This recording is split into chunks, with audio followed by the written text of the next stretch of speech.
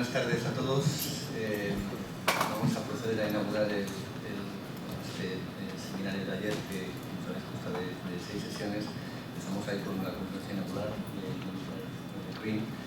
Y bueno, para mí es un placer estar aquí en la universidad. Es realmente pues un motivo de satisfacción el ver que estas iniciativas tienen lugar en el seno de un programa de doctorado en nuestra universidad, un momento en el que estamos asistiendo a quizá un cambio de paradigma en nuestra visión del doctorado. Tenemos que darnos cuenta de que muchas cosas tienen que cambiar, especialmente si queremos abordar uno de los principales retos, que es conseguir una mayor internacionalización de nuestros estudiantes y de nuestras actuaciones.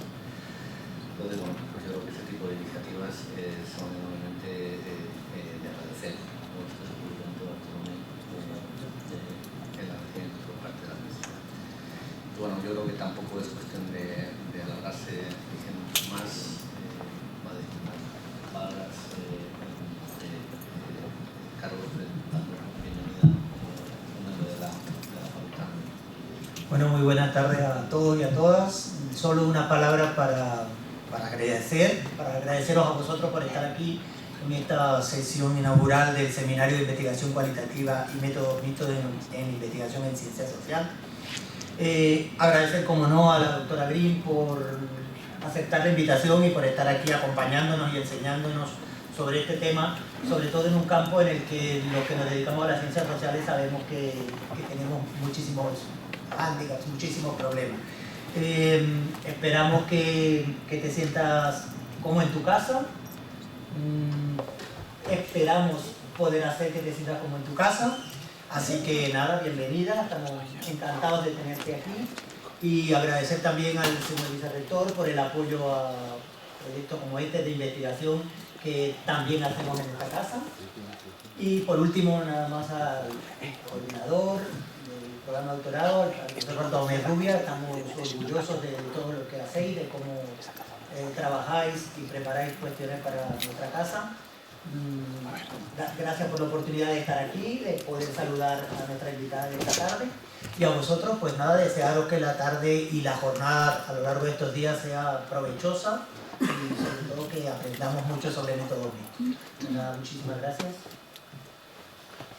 Bueno, pues yo creo que Bartolomé va a proceder a a presentar, yo creo, a Jennifer y sin más, pues yo le damos paso a Bueno, antes de nada, agradecer a la universidad y a la facultad y al apoyo de los otros centros de educación de la Universidad de Valladolid, porque este evento es un evento transversal que engloba pues, a todo el profesorado de educación, que al final hemos venido a caer en este programa de doctorado, que espero que vaya dando mejores frutos cada día.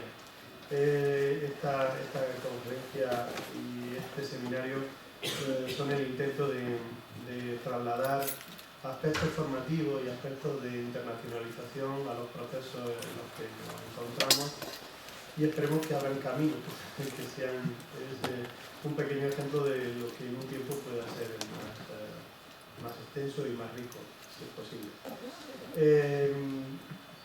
Si queréis, podemos empezar a presentar a la profesora Jennifer Greene. La profesora Jennifer Greene es profesora de Psicología de la Educación en la Universidad de Illinois, en Urbana-Champaign, en Estados Unidos.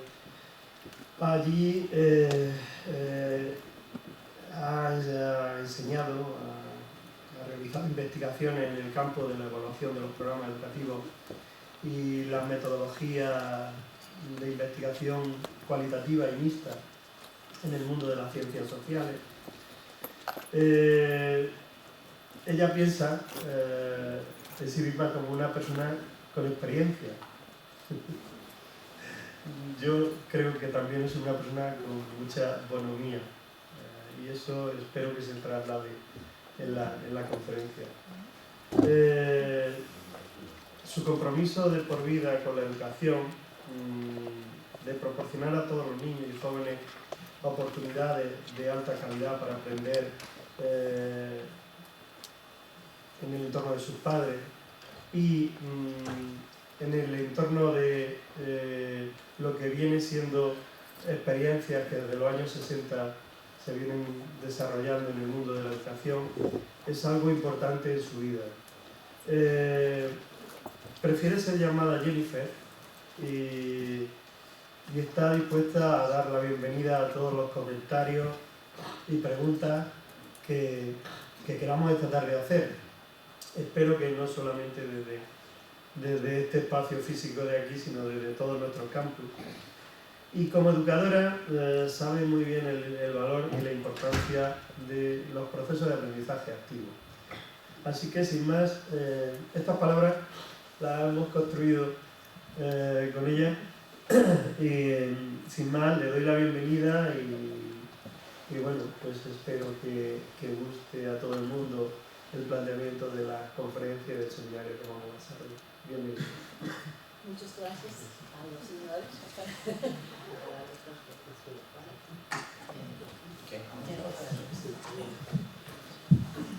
Yo hablo un poquito de español. Vení aquí el domingo por la tarde y ya yo siento como un miembro de la familia. También tenía comida muy buena, mucho más mejor que en mi casa. Y me gusta mucho la hospitalidad, muy generosa, y el bienvenido tan sencillo. Muchas gracias. Y ahora, bueno, hablar en inglés. Más fácil.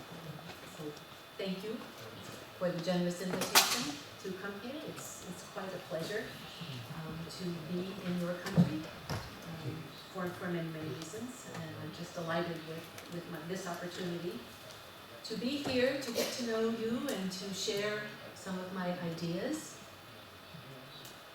Can I get the PowerPoint up?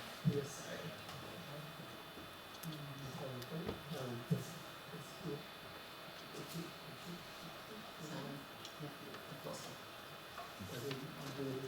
Yeah, okay. Thank you. Better do that now. So, again, I'm delighted to be here, and especially delighted to have the opportunity to share some of my ideas and passions and commitments about mixing methods, and tomorrow some ideas and passions about qualitative approaches to social inquiry with all of you. In this presentation today, what I'd like to do is offer my grand vision for mixing methods. I think we all need to be motivated by grand visions, even though our day-to-day work don't reach those visions. Any evaluation studies I do or mixed method studies I do don't reach the grand vision. But they take a step closer than if I didn't have the grand vision. So I think visions and what we are trying to accomplish with our work are important. So I would like to share this vision. I also think visions influence not only our methodological decisions, but also the inferences we make, the conclusions we draw. We're aspiring to do something and we shape our inferences in part, whether we know it or not, by those grand visions, our aspirations, our commitments, our values. What we learn from our social inquiry studies is shaped in part by what we believe is important. So I want to share at least with you what I think is important. This vision of mixing methods accounts for, helps explain why I was drawn to this set of ideas about 30 years ago. I know some of you here aren't even 30 years old, but it was about 30 years ago that this started happening for me, and why I still find it worthy and important. I still think there's important commitments, important ideas here. Beyond this grand vision, I hope to share some of the key concepts in the field of mixing methods. What are the key building blocks of a mixed method study? So share some of those with you. I will particularly spend time today on purposes for mixing. Why would we want to mix methods? What do we hope to accomplish? As well as some of the primary dimensions of mixed methods design. To me, purpose and design are linked. I think it's a better mixed method study if we have a sense of purpose and we design a study to accomplish that purpose. On Wednesday, I will present another core concept of mixing methods, and that's the continuing challenge of integration.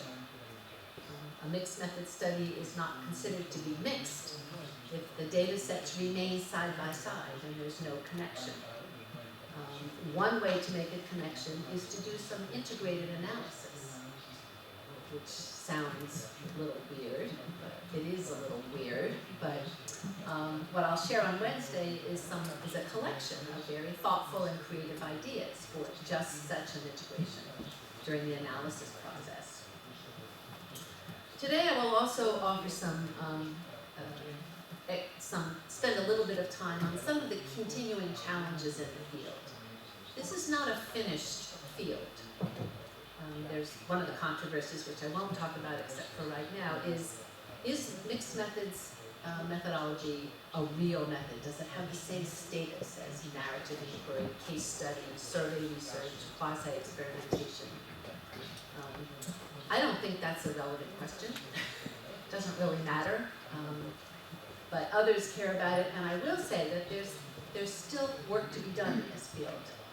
So I will talk a little bit about a couple of the unfinished issues, and I will present examples because none of this makes sense in the abstract only. So that's the plan for today. I welcome questions and comments at any time. I will also have a few stopping points for you to speak with each other or raise a question or make a comment. But you don't have to wait for those stopping points. Feel free to raise your hand and we'll have a conversation at that time. So, I do thank Bartolome for the very generous presentation of me, introduction of me. But I would like to underscore just one thing in that presentation, because it's a big part of how I think about methodology and how I think about being a social inquirer. And that is my long-term, lifelong immersion in the field of educational program evaluation. Evaluation is not quite the same as research. We use the same methods, but we have a different role. I think my lifelong identity as an evaluator and my enthusiastic membership in the international community of evaluators importantly shapes my thinking about method. about the character of worthy methods, and about how method inescapably influences the results and knowledge of our work. Method is important because it matters, and no more so than in the evaluation work that I do. So I think we should have to keep that in mind. So this is an outline of what we'll be talking about for the afternoon, but I hope it's not just me talking. So I'd like to turn to that first topic, which is the vision. And for me, I do my work as an evaluator and researcher primarily to address what I call the in service of the public good. I want to say a little bit about what that means to me, because it means different things for different people. I think within social inquiry communities and societies, I think most of us are trying to contribute good things to society. We're trying to make society a better place. We're drawn to these fields because we care about that. We care about learning. We care about good health care. We care about safe environments, whatever. We care about those things, and we want our work to make a difference. So I think it's not unusual to think about positioning my own work in service of the public good. But we don't all agree on exactly what that looks like, and that's okay too. There's enough, the public good is a big enough challenge that there's room for a lot of us trying to work towards that. Some researchers aspire variously to contribute to theory and knowledge, as good theory and good knowledge can work in service of the public good, or to enhance contextual understanding, to a good understanding of what is going on for people who are sick in this particular healthcare facility. They're contextualized.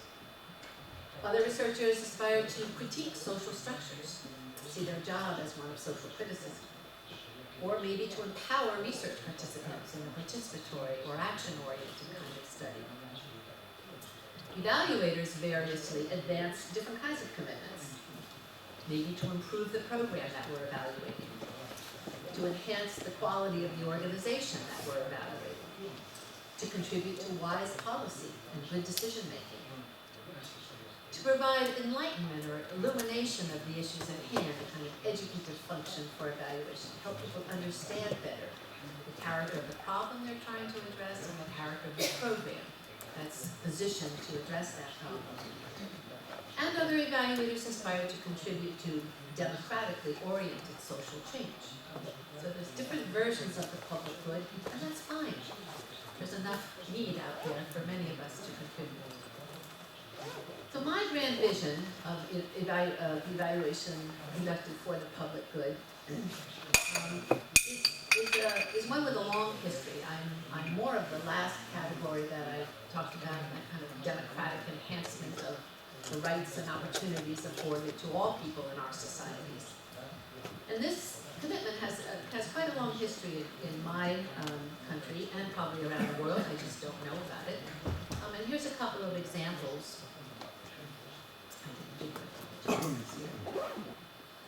Samuel Messick, who some of you may know as one of the measurement gurus of contemporary measurement thinking in the United States. In 1989, this was a very famous article, and then it was in a handbook of educational measurement. He offered a revolutionary reformulation of validity in educational measurement. And he said that this reformulation of the construct of validity extended the responsibilities of test developers and test users to the social and value consequences of testing. Consequences of testing. Not just is the score adequately representative of the construct we're trying to measure, but what happens with the test results? This is what Messick was questioning. Messick works as who is being helped and who is being harmed by this testing. And the testing is not just the test scores, but the inferences made from the testing and the uses to which those test scores are put. So that's a radical extension of the construct of validity to what I would call the social good, the public good, with particular attention to children who might be at risk of not scoring well on a particular test. In 2001, John Walensky offered an eloquent plea for the public value of educational research. He said, and I'm quoting mostly, "If educational research is to be a greater part of thoughtful and informed discussion of educational issues, then it should not serve special interest groups or corporations, but rather it should serve to reduce inequities in the availability of high-quality educational services in our society. It should be democratic. Democratic educational research is about increasing people's ability to participate in their own governance. People benefit from the process, it can be said, not just in knowledge, but in rights, recognition, justice, and dignity." So Walensky was suggesting that educational research, in his vision, does not yield to the simplistic demands of the new public management's demands for unidimensional scores on designated performance indicators. I fear your country is suffering this just as we all are. But rather Walensky is insisting upon the complexity and contextuality of educational phenomena. And he's offering some engagement with this complexity across contexts, values, and culture. So there's history for this positioning of research, or in my case, evaluation in service of the public good. So in this tradition of social inquiry and conducted in service of democracy and the general public good, I'm not defining the public good as a list of policy priorities, but rather as an emphasis on the quality of public reasoning, and especially the inclusiveness of public discourse. And we need to have a conversation about how to address a particular problem. Everybody, all stakeholders should be at the table. Social inquiry conducted for the public good insists upon engagement with the fundamental social, economic, and political issues at hand in all of their complexity and contextuality.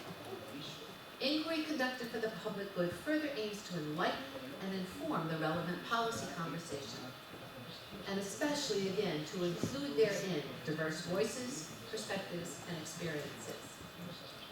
The public good, as the quality and inclusiveness of public debate about important public issues, is precious enough to compel the caretaking of all citizens.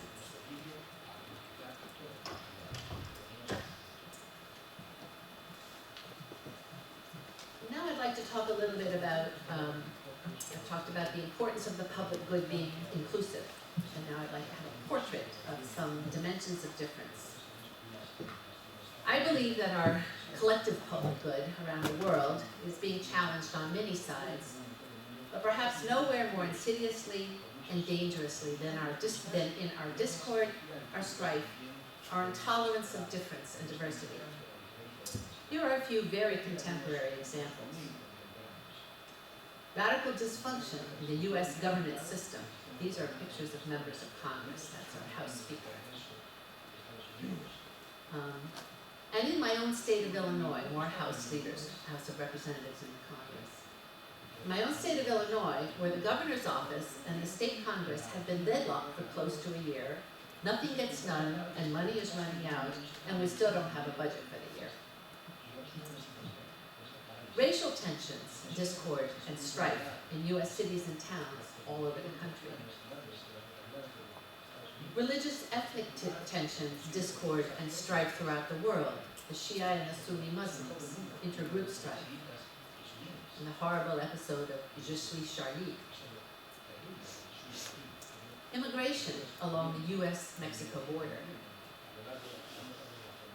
And of course, for all of you, the migrant crisis, the refugee migrant crisis in Europe.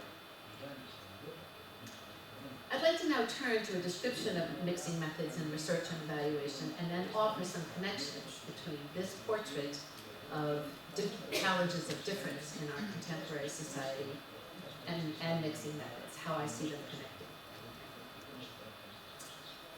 So, mixed methods approaches in general to social inquiry are broadly advocated because they can, in appropriate contexts, generate better understanding of the key phenomena that are being studied, better than a single methodology. That is the broad and general rationale for mixing methods. You can generate better understanding. Better could be more, be deeper.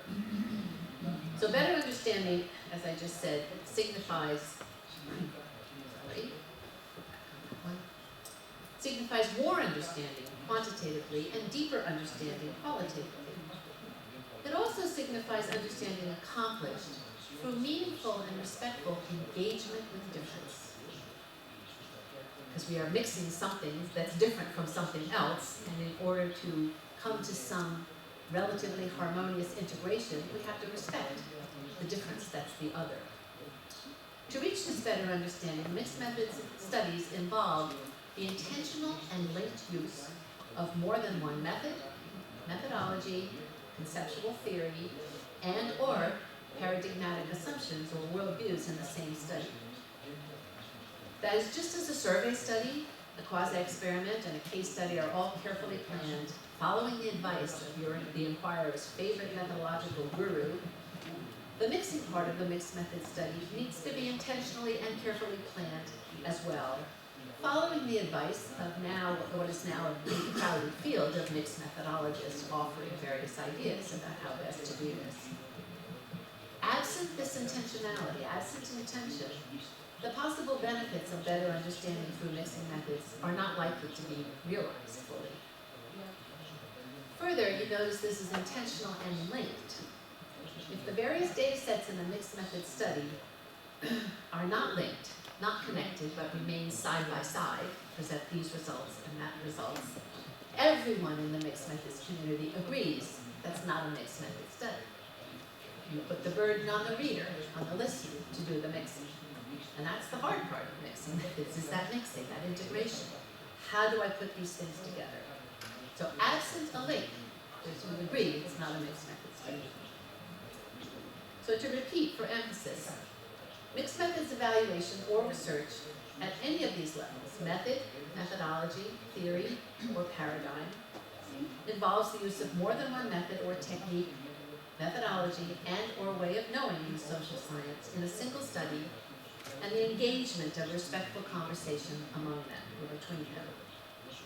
A mixed method study needs to mix, to have a conversation at some point, and that conversation implies engagement, though not necessarily resolution. So how is mixed methods connected to the vision of the public good that I offered, especially to the particular challenges to our collective public good that are represented by the fractious, unforgiving, and violent discord among different groups and sectors, both within and between our societies? I just mentioned these, but I'll say them again. There's two ways in which mixed methods can contribute to the public good. And that is especially by engaging with difference, actively engaging with difference, to dialogue across difference, to respectfully have a conversation with the other. A mixed methods perspective legitimizes multiple ways of seeing and hearing, multiple ways of making sense of the social world, multiple standpoints on what is to be valued and cherished. A mixed methods perspective recognizes that each methodological standpoint is inevitably partial. Any one method will only give us one piece of the pie, one angle on a complex phenomenon. So multiple approaches, each legitimized, each valued, and each positioned at a different angle, can offer a more complete and fuller understanding of the human endeavors that are being studied. A mixed methods approach offers an opportunity to engage with a plurality of our methodological traditions. And engagement takes the form of respectful dialogue, anchored in acceptance and affirmation of one tradition of the others. And there's also this issue of legitimization, or legitimizing. By legitimizing diverse standpoints and by emphasizing dialogue, mixed methods inquiry further offers an opportunity to include and meaningfully address the concerns of diverse constituencies in a research study or diverse stakeholders in an evaluation study. This isn't to suggest that different methods or methodologies are linked to different kinds of stakeholders or researchers. It's rather to suggest that practically, in our practice, different methods are differentially effective at pursuing and representing different stakeholder interests, perspectives, and values. A mixed method study, that is, has the potential to include a broader diversity of stakeholder interests than a study with a single method has the potential. So in evaluation context, where more than one methodology, approach, or framework is possible, just imagine the conversations that could be catalyzed by data on how well the program being evaluated addresses important needs of consumers or users, alongside data that focuses on the contributions of the program to organizational productivity. Or imagine a conversation between the impact and effectiveness data from the program on the one hand, and data on the contributions of the program to equity and social justice on the other. These are the kinds of mixed methods conversations that could meaningfully engage difference in underlying interests, beliefs, and values. These are the kinds of mixed methods conversations that position evaluation and social inquiry more broadly as a safe space for conversation, especially about difference. The conversation that's framed by values of respect, acceptance, and affirmation. By engaging meaningfully and respectfully with difference, and by modeling civility of discourse, mixed methods evaluation can contribute to the public good. Buzz groups, comments, and questions. But I learned that word from my Norwegian friends. They'd stop every now and then and say, okay, buzz group. Buzz means talk with your neighbor, or so I liked it. I used that. So this is an opportunity to buzz with your neighbor or to raise a comment or question. I'm going to wait for about 3 to 5 minutes. You can share thoughts with a neighbor or raise a question. Comment or raise a critique. Comment.